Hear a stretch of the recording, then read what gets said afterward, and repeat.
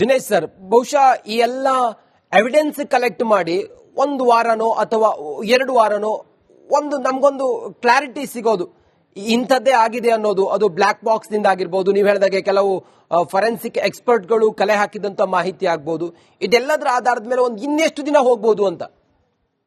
ಅಲ್ಲ, definitely it may take not less than 1 to 2 months. 1 ವಾರ 2 ವಾರದಲ್ಲಿ, ಯಾಕಂದ್ರೆ certain elements of investigation result ಸಿಗುತ್ತೆ ಹೊರತು ಎಸ್ಪೆಷಲಿ ಡಿಕೋಡ್ ಮಾಡ್ಲಿಕ್ಕೆ there is a separate agency, Federal Aviation Agency, US. I think they are the ones, plus Aircraft Investigation Bureau. They are empowered to decode that particular voice recorders and data records. ನಮ್ಮ ಇಂಡಿಯಾದಲ್ಲಿ ಅದು ಇಲ್ಲ, because it's a central agency across the globe. I think they are going to do it. So ಇದ್ರಿಗೆಲ್ಲ, but definitely see, ಒಂದು ಯಾವುದೇ ಇರಲಿ, aircraft investigation experts ಅಂತಾನೆ ಇದ್ದಾರೆ. So those people will be known, like we saw in air ಇಂಡಿಯಾದಲ್ಲಿ ಏನ್ ಮಾಡಿದ್ರು, ಅಹಮದಾಬಾದ್ ಅಲ್ಲಿ ಆಗಿರ್ತಕ್ಕಂತ ಆಕ್ಸಿಡೆಂಟ್ ನಲ್ಲಿ where international agencies were involve. ನನ್ನ ಒಂದು ಸಜೆಷನ್ ಏನಂದ್ರೆ ಸರ್ಕಾರಕ್ಕೆ, ಒಂದ್ರಲ್ಲ 2 ಇನ್ವೆಸ್ಟಿಗೇಷನ್ ಏಜೆನ್ಸಿನ ಇನ್ವಾಲ್ವ್ ಮಾಡೋದು ತುಂಬಾ ಉತ್ತಮ. ಸೊ ದಟ್ ನಾಳೆ ಇವ್ರಿಗೆ ಹೇಳ್ತಾರೆ, ನಿಮ್ಗೆ ಯಾರು ಬೇಕೋ ಅವ್ರು ಚೂಸ್ ಮಾಡ್ಬಿಟ್ರು, ಅವರು ಹೇಳಿದ್ದನ್ನ ಏನ್ ಮಾಡಿದ್ದಾರೆ ಅಂತ. ಅದಕ್ಕೆ ಬದಲು 2 investigation agency, one is inside the country, another is outside the country ಕೊಟ್ರೆ, ಅದು ಈಗ ಕೆಲವರಿಗೆ ಅನುಮಾನಗಳಿಗೆ ಅವ್ರಿಗೆ ಇನ್ನೂ ಒಂದು ಒಳ್ಳೆ ಉತ್ತರ ಸಿಗುತ್ತೆ ಅಂತ ನನ್ನ ಅನಿಸಿಕೆ. ದಿನೇಶ್ ಸರ್, ಈಗ ಸಂಪೂರ್ಣ ಅದು ಬರ್ನ್ ಆಗಿರೋದ್ರಿಂದಾಗಿ ಅವಶೇಷಗಳು ಎಲ್ಲವೂ ಕೂಡ ಅಲ್ಲಿ ಸುಟ್ಟು ಕರಕಲಾಗಿರೋದ್ರಿಂದಾಗಿ ಇದು ಪರಿಣಾಮಕಾರಿಯಾಗಿ ಸೈಂಟಿಫಿಕ್ಲಿ ಇದು ತನಿಖೆ ಮಾಡೋದಾದ್ರೆ, ಇನ್ವೆಸ್ಟಿಗೇಟ್ ಮಾಡೋದಾದ್ರೆ ಅದು ನಮ್ಗೆ ಅನುಕೂಲ ಆಗತ್ತಾ? ಅವರಿಗೆ ಅದು ಪೂರಕವಾಗತ್ತಾ ಅಲ್ಲಿ ಸಿಗುವಂತ ಎವಿಡೆನ್ಸ್ಗಳು? ಇದನ್ನೆಲ್ಲ ಹೇಗೆ ಸೆಗ್ರಿಗೇಟ್ ಮಾಡ್ತಾರೆ, ಹೇಗೆ ನಡೆಯುತ್ತಿದು ಈ ಸೈಂಟಿಫಿಕ್ಲಿ ಇನ್ವೆಸ್ಟಿಗೇಷನ್ ಅಂದ್ರೆ ಹೇಗೆಲ್ಲ ನಡೆಯುತ್ತೆ ಅಂತ? ಅಲ್ಲ, ಅಬ್ಸಲ್ಯೂಟ್ಲಿ ನೋಡಿ, ಕಂಪ್ಲೀಟ್ ಬರ್ನ್ ಆಗದೆ ಇರಲಿ, ಅದು ಏನು ತನಿಖೆಗೆ ಯಾವುದೋ ಒಂದು ತೊಂದರೆ ಆಗೋದಿಲ್ಲ, ಎಕ್ಸೆಪ್ಟ್ ಸೋ ಕಾಲ್ಡ್ ಇನ್ಫ್ಲಮೇಬಲ್ ಸಬ್ಸ್ಟೆನ್ಸ್ ಏನಿರುತ್ತೆ, ಆರ್ ಮೆಟೀರಿಯಲ್ಸ್, ಅದರಿಂದ ನಾವು we may lose it. But body ಮೇಲೆ ಆಗಿರ್ತಕ್ಕಂಥದ್ದು ಈಸಿಲಿ ವಿ ವಿಲ್ ಇನ್ವೆಸ್ಟಿಗೇಟ್, ಅದಕ್ಕೆ ಯಾವುದೇ ತೊಂದರೆ ಆಗೋದಿಲ್ಲ. ಮೆಕ್ಯಾನಿಕಲ್ ಪಾರ್ಟ್ಸ್ ಏನಿರುತ್ತೆ ದ ಬಾಡಿ ಆರ್ ದ ಏರ್ ಕ್ರಾಫ್ಟ್ಗೆ, ಅದಕ್ಕೂ ಏನು ಹಾನಿ ಏನು ಆಗೋದಿಲ್ಲ, ಅಬ್ಸಲ್ಯೂಟ್ಲಿ ಏನಾಗೋದಿಲ್ಲ. ಬಟ್ ಅಲ್ಲಿ ಏನಾದ್ರೂ ಪೆಟ್ರೋಲ್ ಇದ್ರೆ, ಅದು ಬರ್ನ್ ಆಗಿರತಕ್ಕಂತ ರೆಸಿಡ್ಯೂಸ್ ಏನಿರುತ್ತೆ, that itself is a chemical based on which fuel is there, and if there are some explosives, which explosives are there based on those accelerants are those remains of the residues, ಅದರಿಂದ ಗೊತ್ತಾಗತ್ತೆ. But absolutely ತನಿಖೆಗೆ ಈಗಿರ್ತಕ್ಕಂತ ಒಂದು technological advancement ನೋಡಿದ್ರೆ, chemical ಲ್ಯಾಬೊರೇಟರಿನಲ್ಲಿ it is very easy to pinpoint in early. But ಅದಕ್ಕೆ ನಾನು ಮೊದಲೇ ಹೇಳಿದಾಗೆ, one is inside the country, another is outside the country. ತನಿಖೆಗೆ ಕೊಡೋದು ಸೂಕ್ತ, because is A very political person. Already ನೀವು ಹೇಳ್ಬೋದು, ನೋಡಿರ್ಬೋದು, ಪೊಲಿಟಿಕಲ್ ಸ್ಟೇಟ್ಮೆಂಟ್ಸ್ ಇದೆ. ಇದನ್ನೆಲ್ಲ ಹೋಗಲಾಡಿಸ್ಲಿಕ್ಕೆ, ತನಿಖೆಯ ಒಂದು ಲಾಜಿಕಲ್ ಎಂಡ್ ತಗೊಂಡು ಹೋಗ್ಲಿಕ್ಕೆ 2 investigation agencies is always recommended at such circumstances. But definitely ತನಿಖೆನೇ ಇದಕ್ಕೆ ಉತ್ತರ. ಈಗ ನಾವು ಆಕ್ಸಿಡೆಂಟ್ ಹೇಳೋದು ತಪ್ಪಾಗತ್ತೆ, ಅಟ್ ದ ಸೇಮ್ ಟೈಮ್ ಇದ್ರಲ್ಲಿ ಏನೋ ಒಂದು ನಡೆದಿದೆ, ಅದು ಒಂದು ದೊಡ್ಡ ತಪ್ಪಾಗತ್ತೆ. ತನಿಖೆ ನಡೆದ ಮೇಲೆ ಇದಕ್ಕೆ ಉತ್ತರ ಸಿಗಲಿದೆ ಅಂತ ಹೇಳ್ಬೋದು ಅಷ್ಟೇ ಹೊರತು ಬೇರೆ ಯಾವುದೇ ಒಂದು ಕನ್ಕ್ಲೂಷನ್ ಬರೋದು ತಪ್ಪು ಈ ಹಂತದಲ್ಲಿ. ಸರ್, ದಿನೇಶ್ ಅವರ, ಈಗ ಈ ಹಿಂದೆ ಎಲ್ಲ ನಡೆದಂತ ಅನೇಕ ಘಟನೆಗಳಲ್ಲಿ ಇಲ್ಲಿವರೆಗೂ ಕೂಡ ಒಂದು ಸ್ಪಷ್ಟವಾದಂತ ಕನ್ಕ್ಲೂಷನ್ ಬರೋದಕ್ಕೆ ಸಾಧ್ಯ ಆಗಿಲ್ಲ. ಈಗ ಈ ವಿಚಾರದಲ್ಲೂ ಕೂಡ ಅದೇ ನಿರೀಕ್ಷೆ ಅಂತ, ಅಂದ್ರೆ ಎಲ್ಲೋ ಒಂದ್ ಕಡೆ ಕನ್ಕ್ಲೂಷನ್ ಬರೋದಕ್ಕೆ ಸಾಧ್ಯನೇ ಇಲ್ಲ. ತುಂಬಾ ದಿನಗಳ ಕಾಲ ಅದು ತೆಗೆದುಕೊಳ್ಳುತ್ತೆ ರಿಪೋರ್ಟ್ ಕೊಡೋದಕ್ಕೆ, ಒಂದು ಫೈನಲ್ ರಿಪೋರ್ಟ್ ಅನ್ನ ತೆಗೆದುಕೊಳ್ಳಕ್ಕೆ ಅಂತ ಹೇಳ್ತಾರೆ. ಅದು ಹೌದಾ? ನೋಡಿ ನಾಗೇಂದ್ರ ಅವರೇ, ಒಂದು coming in to conclusion is one aspect, ruling out sabotage is another aspect. ನೋಡಿ, ಇದು ರೂಲಿಂಗ್ ಔಟ್ ಅಂದ್ರೆ, ಈಗ ನಾವು ಇದೇ ಆಗಿದೆ ಅಂತ ಹೇಳೋದು ಸ್ವಲ್ಪ ದೂರ ಆದ್ರೂ, ಅಟ್ಲೀಸ್ಟ್ ಇದರಲ್ಲಿ ಯಾವ್ದಾದ್ರು ಒಂದು ಸೆಬೋಟೇಜ್ ಅಂದ್ರೆ ಏನೋ ಒಂದು ಸಾಜಿಶ್ ಕಾನ್ಸ್ಪಿರಸಿ ಆಗಿದೆ ಅಂತ ರೂಲ್ ಔಟ್ ಹತ್ರ ಅಟ್ಲೀಸ್ಟ್ ಅದನ್ನ ಮಾಡ್ಬೋದು ನಾವು. ಸೊ ಬೇಕಾದ್ರೆ ಕೆಲವು ಟೆಕ್ನಿಕಲ್ ಆಸ್ಪೆಕ್ಟ್ಸ್ ನೀವು ಮೊದಲೇ ಹೇಳಿದಾಗೆ, ಈ ತರ ಬರ್ನ್ಸ್ ನಲ್ಲಿ ಕೆಲವು ಎವಿಡೆನ್ಸಸ್ ನಾವು ಲೂಸ್ ಮಾಡೋದು ಸಹಜ, ಅದು ಆಗತ್ತೆ, it is unpreventable. But one thing, ಈ ತರ ತನಿಖೆಯಿಂದ ಈ ಕೆಲವು ಹೇಳೋದು ಬಾಂಬ್ ಇಟ್ಟಿದ್ದಾರೆ ಅಂತ ಹೇಳಿದಾಗ ಅದನ್ನ ರೂಲ್ ಔಟ್ ಮಾಡೋದು ಸುಲಭ. ಹೀಗೆ ಆಗಿದೆ ಅಂತ ಹೇಳೋದು ಏನಾದ್ರೂ ಕಷ್ಟ ಆದ್ರೆ, ಬಟ್ ಬಾಂಬ್ ಇಲ್ಲ ಅಂತ ರುಜುವಾತಾಗೋದು ತುಂಬಾ ಈಸಿ. You understand? ಸೊ ಅದಕ್ಕೆ ತನಿಖೆ is always an answer. To rule out sabotage is easy, to pinpoint this is the cause ಅನ್ನೋದು may be difficult, but over a period that also can be taken care. Okay, ಹಾಗಾದ್ರೆ ಈಗ ದಿನೇಶ್ ಅವರೇ, ನೋಡಿ, ಗುಜರಾತ್ ಅಲ್ಲಿ ಆದಂತ ವಿಚಾರವನ್ನ ಗಮನಿಸಬಹುದು, ಈ ಹಿಂದೆ ರಾವತ್ ಅವರ ವಿಚಾರದಲ್ಲಿ ಆದಂತ ಘಟನೆಗಳನ್ನ ಗಮನಿಸಬಹುದು, ಅನೇಕ ಏರ್ಕ್ರಾಫ್ಟ್ ಗಳನ್ನ ಕೂಡ ಗಮನಿಸಿದೀವಿ. ಈಗ ಈ ವಿಚಾರದಲ್ಲಿ ಡಿಜಿಸಿಎ ಪಾತ್ರ ಏನು? ಡಿಜಿಸಿಎ ಏನು ಮಾಡುತ್ತೆ? See DGCA is responsible for all the aviation across the country ನಮ್ಮ ಇಂಡಿಯಾದಲ್ಲಿ. So DGCA itself can order an investigation. ಎಲ್ಲದಕ್ಕಿಂತ it can cooperate with the investigation. ಈಗ ಫಾರ್ ಎಕ್ಸಾಂಪಲ್ ATC ರಿಪೋರ್ಟ್ ತಗೊಳ್ಬೇಕು ಅಂದ್ರೆ DGCA ಇಲ್ಲದ್ರೆ ನಾವು ಸಾಧ್ಯ ಇಲ್ಲ. ಅಲ್ಲಿ ಟೆಕ್ನಿಕಾಲಿಟೀಸ್ ಏನಿದೆ ಅಂದ್ರೆ ಅಲ್ಲಿ ಎಂಪ್ಲಾಯೀಸ್ ತಗೊಳ್ಬೇಕಂದ್ರೆ without DGCA you can't. That means DGCA is a body where it has to be part of the investigative process. So DGCA role ತುಂಬಾ ಮುಖ್ಯ. ಯಾರೇ ಇನ್ವೆಸ್ಟಿಗೇಷನ್ ಏಜೆನ್ಸಿ ಇರಲಿ, inside the country or outside the country, the DGCA has to cooperate in the investigation. ಕಡೆಯದಾಗಿ ಈ ಪ್ರಶ್ನೆ ನಿಮ್ಮ ಹತ್ರ ಕೇಳಬೇಕು ಕೇಳಬಾರ್ದು ಗೊತ್ತಿಲ್ಲ, ಆದ್ರೂ ಕೂಡ ಕೇಳ್ಬಿಡ್ತೀನಿ. DGCA ಪಾತ್ರದ ಬಗ್ಗೆ ನಾನು ಯಾಕೆ ಕೇಳಿದೆ ಅಂತಂದ್ರೆ, ಇದೆಲ್ಲದಕ್ಕೂ ಕೂಡ ಲೈಸೆನ್ಸ್ ಅನ್ನ ಕೊಡುವಂತದ್ದು DGCA ಪರಿಶೀಲನೆ ಮಾಡಲ್ವಾ? ಅದು ಫಾರ್ ದ ಫಸ್ಟ್ ಟೈಮ್ ಈ ತರದ ಒಂದು ಕ್ರಾಫ್ಟ್ ಆಗಿರೋದು, ಫಾರ್ ದ ಫಸ್ಟ್ ಟೈಮ್ ಅಂತ ನಮಗಿರುವಂತ ಮಾಹಿತಿ. DGCA ನೋಡ್ಕೊಂಡು ಅದನ್ನ ಪರಿಶೀಲನೆ ಮಾಡ್ಕೊಂಡು ಲೈಸೆನ್ಸ್ ಅನ್ನ ಕೊಡಬೇಕಾಗತ್ತೆ. ಅದು ಕೂಡ ಇಂಪಾರ್ಟೆಂಟ್ ಆಗುತ್ತಲ್ವಾ? ಅಲ್ಲ, ಡೆಫಿನೆಟ್ಲಿ ಈ ಪ್ರಶ್ನೆ ಯಾವಾಗ ಬರೋದು ಅಂದ್ರೆ, if it is unlicensed there is an irregularity ಅಂತ ಪ್ರಶ್ನೆ ಬಂದಾಗ ಮಾತ್ರ. ಅದಕ್ಕೆ ಲೈಸೆನ್ಸ್ ಕೊಡುವ ಎಲ್ಲರಿಗೂ ಕೊಟ್ಬಿಡ್ತಾರ?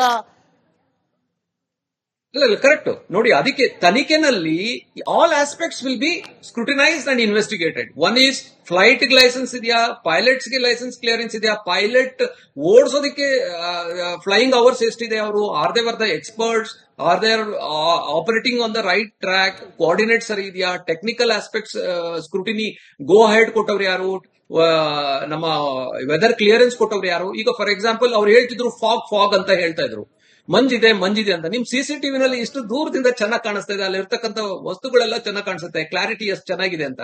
So that is completely ruled. ಅಂದ್ರೆ that's what investigation is the only thing until the investigative report comes. ಅಲ್ಲಿವರೆಗೂ ಇದು ಆಕ್ಸಿಡೆಂಟೋ ಇಲ್ಲ ಸಬೋಟೇಜ್ ಅಂತ ಏನ್ ಹೇಳಿದ್ರು ತಪ್ಪಾಗುತ್ತೆ. ಬಟ್ ಡೆಫಿನೆಟ್ಲಿ ನಾನು ಮೊದಲೇ ಹೇಳಿದಾಗೆ ಈ ತರ ಸನ್ನಿವೇಶದಲ್ಲಿ ಎರಡು ಇನ್ವೆಸ್ಟಿಗೇಷನ್ ಏಜೆನ್ಸಿ ಮಾಡೋದು ಉತ್ತಮ, inside the country and outside the country. ಇಲ್ಲ ಅಂದ್ರೆ ಈಗ ನೋಡಿ, politicians already they started blaming, ಇವ್ರು ಮಾಡಿದ್ರೆ ತಪ್ಪು ಇದಲ್ಲ. That is all foolishness and ಮಿಸ್ಚಿವಸ್. So ಅದನ್ನ ಬಿಟ್ಟು ತನಿಖೆನಲ್ಲಿ ಒಂದು ಎಲ್ಲರೂ ಭಾಗಿಯಾಗಿ ಇದೇನಾಗಿದೆ ಅಂತ ತಿಳ್ಕೊಳ್ಳೋದು ತುಂಬಾ ಉತ್ತಮ. ಅದಕ್ಕೆ ಯಾರಾದ್ರೂ ಜವಾಬ್ದಾರಿಗಳಿದ್ರೆ ಅವ್ರಿಗೆ ಡೆಫಿನೆಟ್ಲಿ ಪನಿಷ್ ಮಾಡೋದು ಸೂಕ್ತ. Okay, thank you so much ಡಾಕ್ಟ್ರೆ. ಇಷ್ಟೊತ್ತರೆಗೂ ಸಾಕಷ್ಟು ವಿಚಾರಗಳನ್ನ ಹಂಚ್ಕೊಂಡಿದ್ರಿ. ಯಾವ ರೀತಿಯಾಗಿ ಯಾವ ಆಯಾಮದಲ್ಲಿ ತನಿಖೆ ನಡೀತೆ, ಯಾವುದೇ ಒಂದು ಘಟನೆ ನಡೆದಾಗ ಕೂಡ ಅದರ ಸತ್ಯಾಸತ್ಯತೆ ಹೊರಬರಬೇಕು ಅಂತಂದ್ರೆ. ದಿನೇಶ್ ಸರ್, ಬಹುಶಃ ಈ ಎಲ್ಲ ಎವಿಡೆನ್ಸ್ ಕಲೆಕ್ಟ್ ಮಾಡಿ ಒಂದು ವಾರನೋ ಅಥವಾ 2 ವಾರನೋ ನಮ್ಗೊಂದು ಕ್ಲಾರಿಟಿ ಸಿಗೋದು, ಇಂಥದ್ದೇ ಆಗಿದೆ ಅನ್ನೋದು. ಅದು ಬ್ಲಾಕ್ ಬಾಕ್ಸ್ ನಿಂದ ಆಗಿರ್ಬೋದು, ನೀವು ಹೇಳಿದಾಗೆ ಕೆಲವು ಫರೆನ್ಸಿಕ್ ಎಕ್ಸ್ಪರ್ಟ್ಗಳು ಕಲೆ ಹಾಕಿದಂತ ಮಾಹಿತಿ ಆಗ್ಬೋದು. ಇದೆಲ್ಲದರ ಆಧಾರದ ಮೇಲೆ ಇನ್ನೆಷ್ಟು ದಿನ ಹೋಗ್ಬೋದು ಅಂತ? ಅಲ್ಲ, definitely it may take not less than 1 to 2 months. 1 ವಾರ 2 ವಾರದಲ್ಲಿ, ಯಾಕಂದ್ರೆ certain elements of investigation result ಸಿಗುತ್ತೆ ಹೊರತು ಎಸ್ಪೆಷಲಿ ಡಿಕೋಡ್ ಮಾಡ್ಲಿಕ್ಕೆ there is a separate agency, Federal Aviation Agency, US, I think they are the ones, plus Aircraft Investigation Bureau. They are empowered to decode that particular voice recorders and data records. ನಮ್ಮ ಇಂಡಿಯಾದಲ್ಲಿ ಅದು ಇಲ್ಲ, because it's a central agency across the globe. I think they are going to do it. So ಇದ್ರಲ್ಲಿ, but definitely, see, ಒಂದು ಯಾವುದೇ ಇರಲಿ, aircraft investigation experts ಅಂತಾನೆ ಇದ್ದಾರೆ. So those people will be known, like we saw in air ಇಂಡಿಯಾದಲ್ಲಿ ಏನ್ ಮಾಡಿದ್ರು, ಅಹಮದಾಬಾದ್ ಅಲ್ಲಿ ಆಗಿರ್ತಕ್ಕಂತ ಆಕ್ಸಿಡೆಂಟ್ ನಲ್ಲಿ where international agencies were involved. ನನ್ನ ಒಂದು ಸಜೆಷನ್ ಏನಂದ್ರೆ ಸರ್ಕಾರಕ್ಕೆ, ಒಂದ್ರಲ್ಲ 2 ಇನ್ವೆಸ್ಟಿಗೇಷನ್ ಏಜೆನ್ಸಿನ ಇನ್ವಾಲ್ವ್ ಮಾಡೋದು ತುಂಬಾ ಉತ್ತಮ. ಸೊ ದಟ್ ನಾಳೆ ಇವ್ರಿಗೆ ಹೇಳ್ತಾರೆ, ನೀವು ನಿಮ್ಗೆ ಯಾರು ಬೇಕೋ ಅವ್ರು ಚೂಸ್ ಮಾಡ್ಬಿಟ್ರು, ಅವರು ಹೇಳಿದ್ದನ್ನ ಏನ್ ಮಾಡಿದ್ದಾರೆ ಅಂತ. ಅದಕ್ಕೆ ಬದಲು 2 investigation agency, one is inside the country, another is outside the country ಕೊಟ್ರೆ, ಅದು ಈಗ ಕೆಲವರಿಗೆ ಅನುಮಾನಗಳಿಗೆ ಅವ್ರಿಗೆ ಇನ್ನೂ ಒಂದು ಒಳ್ಳೆ ಉತ್ತರ ಸಿಗುತ್ತೆ ಅಂತ ನನ್ನ ಅನಿಸಿಕೆ. ದಿನೇಶ್ ಸರ್, ಈಗ ಸಂಪೂರ್ಣ ಅದು ಬರ್ನ್ ಆಗಿರೋದ್ರಿಂದಾಗಿ ಅವಶೇಷಗಳು ಎಲ್ಲವೂ ಕೂಡ ಅಲ್ಲಿ ಸುಟ್ಟು ಕರಕಲಾಗಿರೋದ್ರಿಂದಾಗಿ ಇದು ಪರಿಣಾಮಕಾರಿಯಾಗಿ ಸೈಂಟಿಫಿಕ್ಲಿ ಇದು ತನಿಖೆ ಮಾಡೋದಾದ್ರೆ, ಇನ್ವೆಸ್ಟಿಗೇಟ್ ಮಾಡೋದಾದ್ರೆ ಅದು ನಮ್ಗೆ ಅನುಕೂಲ ಆಗುತ್ತಾ? ಅವರಿಗೆ ಅದು ಪೂರಕವಾಗುತ್ತಾ ಅಲ್ಲಿ ಸಿಗುವಂತ ಎವಿಡೆನ್ಸ್ಗಳು? ಇದನ್ನೆಲ್ಲ ಹೇಗೆ ಸೆಗ್ರಿಗೇಟ್ ಮಾಡ್ತಾರೆ, ಹೇಗೆ ನಡೆಯುತ್ತಿದ್ದು ಈ ಸೈಂಟಿಫಿಕ್ಲಿ ಇನ್ವೆಸ್ಟಿಗೇಷನ್ ಅಂದ್ರೆ ಹೇಗೆಲ್ಲ ನಡೆಯುತ್ತೆ ಅಂತ? ಅಲ್ಲ, ಅಬ್ಸಲ್ಯೂಟ್ಲಿ. ನೋಡಿ, ಸಬ್ ಕಂಪ್ಲೀಟ್ ಬರ್ನ್ ಆಗದೆ ಇರಲಿ, ಅದು ಏನು ತನಿಖೆಗೆ ಯಾವುದೋ ಒಂದು ತೊಂದರೆ ಆಗೋದಿಲ್ಲ, ಎಕ್ಸೆಪ್ಟ್ ಸೋ ಕಾಲ್ಡ್ ಇನ್ಫ್ಲಮೇಬಲ್ ಸಬ್ಸ್ಟೆನ್ಸ್ ಏನಿರುತ್ತೆ, ಆರ್ ಮೆಟೀರಿಯಲ್ಸ್, ಅದರಿಂದ ನಾವು we may lose it. But body ಮೇಲೆ ಆಗಿರ್ತಕ್ಕಂಥದ್ದು ಈಸಿಲಿ ವಿ ವಿಲ್ ಇನ್ವೆಸ್ಟಿಗೇಟ್, ಅದಕ್ಕೆ ಯಾವುದೇ ತೊಂದರೆ ಆಗೋದಿಲ್ಲ. ಮೆಕ್ಯಾನಿಕಲ್ ಪಾರ್ಟ್ಸ್ ಏನಿರುತ್ತೆ the body or the air craft ಗೆ, ಅದಕ್ಕೂ ಏನು ಹಾನಿ ಏನು ಆಗೋದಿಲ್ಲ, ಅಬ್ಸಲ್ಯೂಟ್ಲಿ ಏನಾಗೋದಿಲ್ಲ. ಬಟ್ ಅಲ್ಲಿ ಏನಾದ್ರೂ ಪೆಟ್ರೋಲ್ ಇದ್ರೆ ಅದು ಬರ್ನ್ ಆಗಿರತಕ್ಕಂತ ರೆಸಿಡ್ಯೂಸ್ ಏನಿರುತ್ತೆ that itself is a chemical based on which fuel is there.